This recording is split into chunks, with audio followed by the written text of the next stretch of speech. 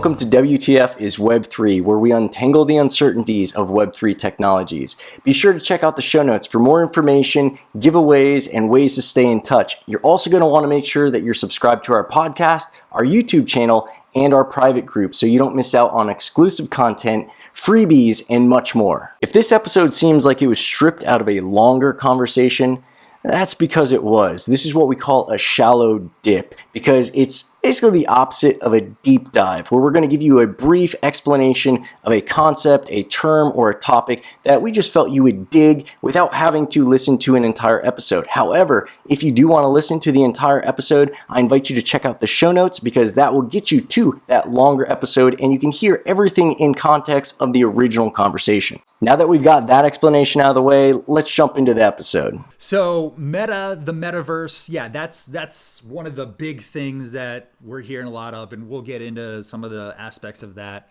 Other than that, you have this DeFi world. DeFi stands for decentralized finance.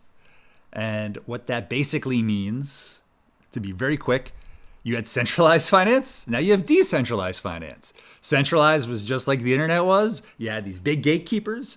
So centralized finance, you have banks. Yeah. You have big federal banks.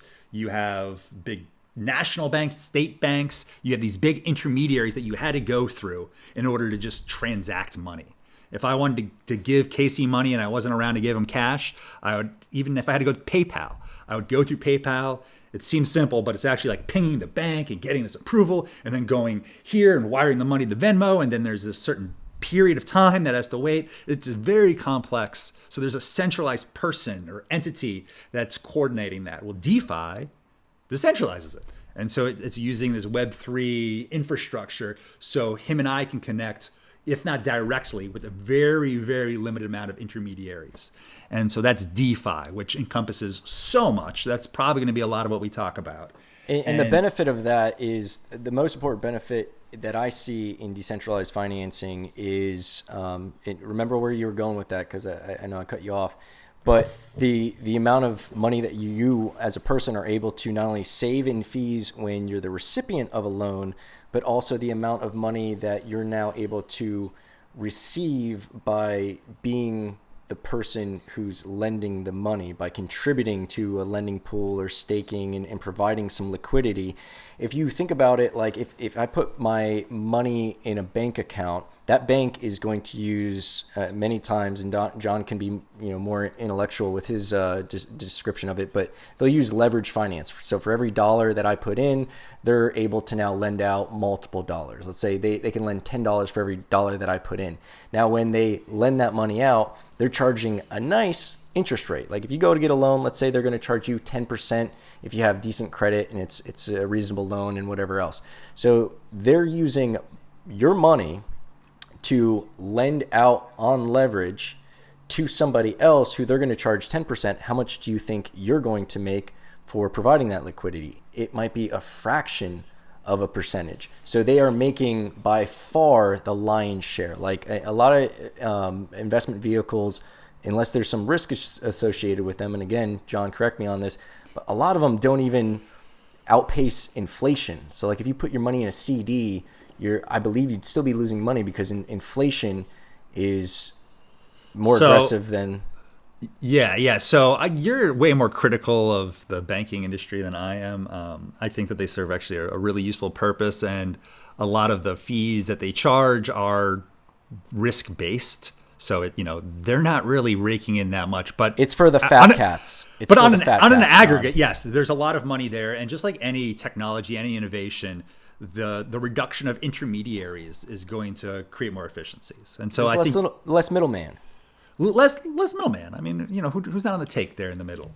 Yeah. Banks, I'm a big bank fan, but as we're seeing, as technologies come about, when you can reduce some of these intermediaries, these big nodes that you had to go through, it's going to make things a lot more efficient. There's going to be a lot more opportunities unlocked.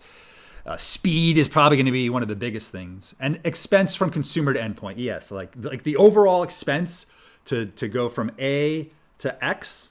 I don't know why I didn't go to Z, but A to X is going to be a lot cheaper and a lot faster in the future today than it was yesterday or a decade ago, just because there's less roadblocks in the way. And these roadblocks, these middlemen, they were necessary because before you had the technology of blockchain, which provides transparency and the whole ledger, and we'll get into this more, but it makes it so there's not as much guessing. There's not like, oh, does he have the money in his account? Is he good for it? You know, which is what a bank and all those middlemen would have to do to ensure that there wasn't a scam going on. And that's part of what your expenses were, right? Like you had this tremendous amount of risk because there was just this opacity to see who was on the other end of these transactions and to make sure that you had the right amount of people in between, to make sure they were doing the right thing. And so there was a lot of double layers of insurance to make sure that things got done, because you couldn't automate it. It was people involved. It was potential adverse negative actors involved. And so, yeah, there is a lot of things that no longer are needed, but a lot of that was good. And, you know, a lot of it is still going to be around. This is a huge issue right now because you have a lot of regulation that's based on this old model of these things existing. And it's tough for regulators to wrap their head around this new world that doesn't have individual actors.